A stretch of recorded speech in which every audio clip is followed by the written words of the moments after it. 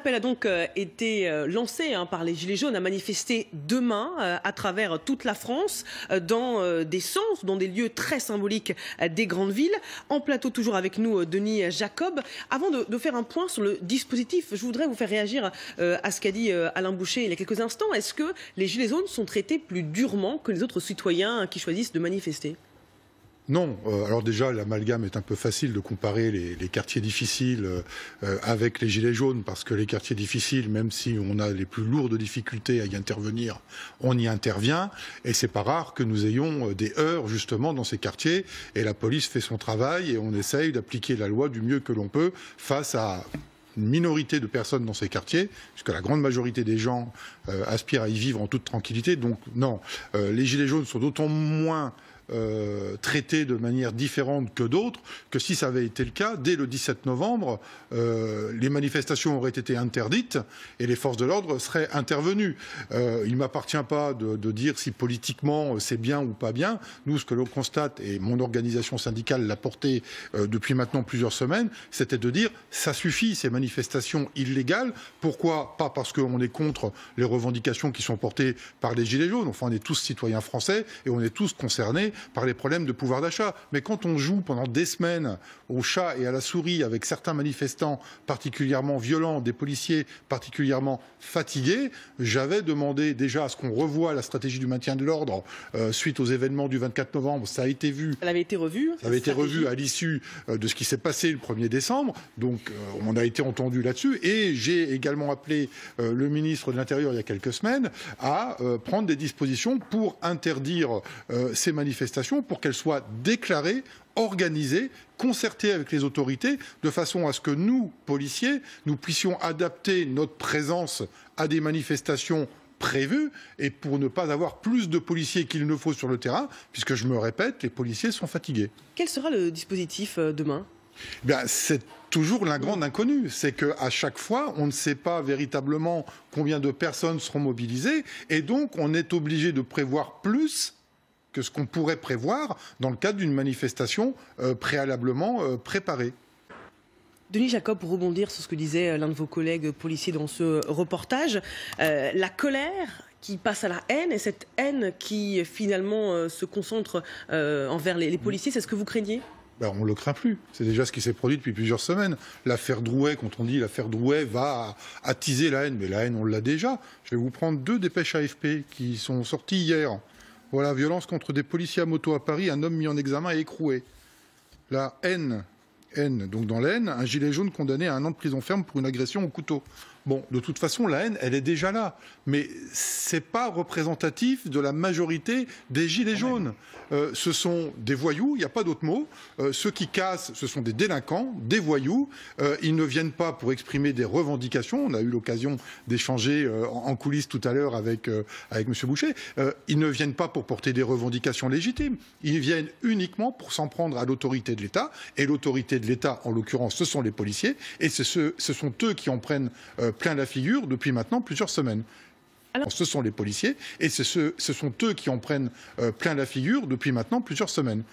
Alain Boucher, justement, pour rebondir sur cette difficulté qu'affrontent les policiers, est-ce que si vous déclariez votre manifestation, on rappelle qu'il y a ce groupe Facebook, la France en colère, qui a écrit au président de la République, c'était une lettre ouverte, s'est constitué. Pourquoi ne pas rebondir sur ce groupe pour ne pas déclarer une manifestation et faciliter le travail des policiers qui doivent à la fois gérer les gilets jaunes et les casseurs et les voyous ?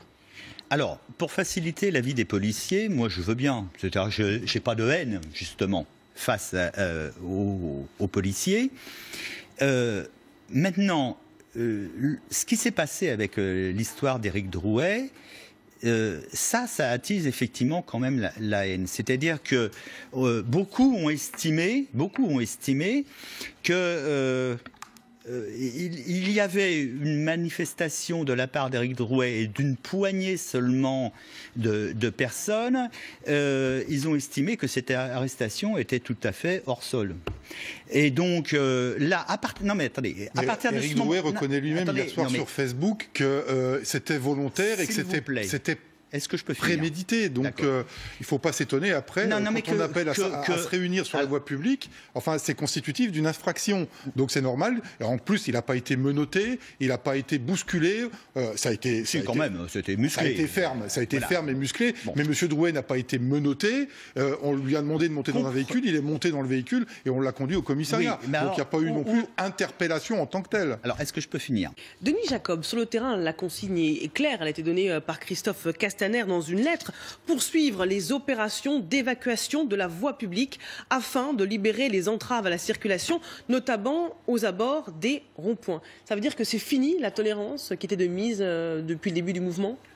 C'est fini, en tous les cas, c'est ce que semble vouloir le gouvernement. Nous sommes représentants de l'État, d'ailleurs, quel que soit le gouvernement. On ne fait pas plus, pas moins notre travail sous le gouvernement d'Emmanuel Macron que celui de François Hollande ou de Nicolas Sarkozy. Je rappelle quand même toutes les confrontations qu'on a pu avoir, notamment lors des manifestations contre la loi travail. C'était sous le gouvernement de François Hollande. Donc voilà, nous, on est là pour faire appliquer les lois de la République. Il ne nous appartient pas de dire c'est bien ou c'est pas bien. Dès lors qu'il y a une infraction de constater, on nous demande d'y mettre un terme. On y met un terme, notamment pour revenir dans ce que disait l'avocat tout à l'heure que vous interrogiez. L'infraction est constituée dès lors que l'attroupement est bien défini. Et l'attroupement est défini par la loi comme tout rassemblement de personnes sur la voie publique ou dans un lieu public susceptible de troubler l'ordre public. Donc dès lors que c'est susceptible de troubler l'ordre public, notre travail, c'est, si nos autorités nous demandent de le faire, eh bien, nous y mettons un terme et donc nous faisons cesser l'infraction.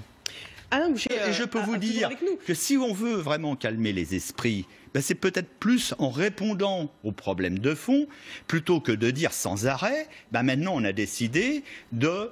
répression. Raison pour laquelle le gouvernement aussi organise ce grand débat national, pour que tous les Français puissent... on va voir ce qu'il en... attendez. Moi, je suis très stupéfait d'entendre ce que j'entends là. Le droit de manifester, c'est un droit fondamental. C'est pas moi, syndicaliste, qui vais aller dire le contraire. Mais encore faut-il le faire dans les règles de la loi. Ça fait 10 fois, 20 fois que j'entends le mot répression. Mais répression à quoi ? Répression à des violences. Non. Je suis désolé, structurez-vous, organisez-vous et faites des manifestations comme les syndicats le font, c'est-à-dire de manière concertée avec les autorités. Je rappelle que les policiers ne sont pas sur une manifestation pour matraquer. Il faut arrêter de... Laissez-moi terminer, je vous ai laissé terminer. Est-ce que dans les ronds-points, ça représente un danger? Qu'on soit clair. Ça représente un danger à la sécurité routière. Non, faut pas... mais si, je suis désolé, monsieur. On rappelle qu'il y a eu une dizaine de morts depuis le début du mouvement. On parle de répression. Vous parlez de répression. Moi, la répression, je ne l'ai vue parce qu'elle était justifiée que sur des manifestations, pas sur des ronds-points. Et ces répressions-là, elles sont la conséquence de violences que les policiers ont subies et que les policiers, normalement, quand ils sont sur une manifestation organisée, sont là avant tout pour assurer la sécurité des manifestants et pour éviter d'avoir une agrégation d'individus qui viennent, et on l'a connu, je le rappelle, lors des lois lors de la manifestation contre les lois travail, où on a eu des black blocs qui sont venus et qui venaient uniquement pour s'en prendre physiquement. Vous faites l'amalgame entre les black blocs et les gilets jaunes. Il a été clairement établi que dans les mouvements des gilets jaunes, il y avait de l'ultra-droite et de l'ultra-gauche. Et ça, c'est pas la police. Je ne dis pas le contraire. Donc ces gens-là... Est-ce qu'on doit payer, nous, mais chez les jeunes, est-ce qu'on doit payer pour les black blocs? C'est pas une question de payer, c'est une question d'organiser une manifestation de façon à ce que nous, on protège les gilets jaunes qui viennent manifester paisiblement pour revendiquer des choses légitimes, et je dis bien légitimes, et éviter que nous ayons des casseurs parmi vos mouvements. Mais il n'y en a pas sur les ronds-points. On y revient toujours. On parle de la répression sur les manifestations. Non, les ronds-points, parce que là, c'est les ronds-points qui sont en train de se faire évacuer. Les ronds-points, les ronds-points, ils sont faits avec des engins et ils sont démolis, comme on l'a connu à Notre-Dame-des-Landes. Donc ça veut dire, en gros, ça veut dire circuler, il n'y a rien à voir. C'est ça que ça veut dire. Mais parce qu'il y a une infraction, monsieur. Donc si vous considérez, vous, Gilets jaunes, que vous êtes au-dessus de la loi, forcément, on n'arrivera jamais à trouver une solution de paix. On va poursuivre ce débat. Je voudrais... Denis Jacob. La priorité des Français de 2019 que je viens de voir, c'est ni plus ni moins que les revendications que portent les organisations syndicales, et notamment ma confédération, la CFDT. Donc, on est d'accord. Voilà. Sur le fond, on l'est un peu moins sur la forme. Oui, mais en tant que fonctionnaire de police. Si vous le permettez, moi je voulais quand même aussi à un moment donné revenir sur le fond du problème.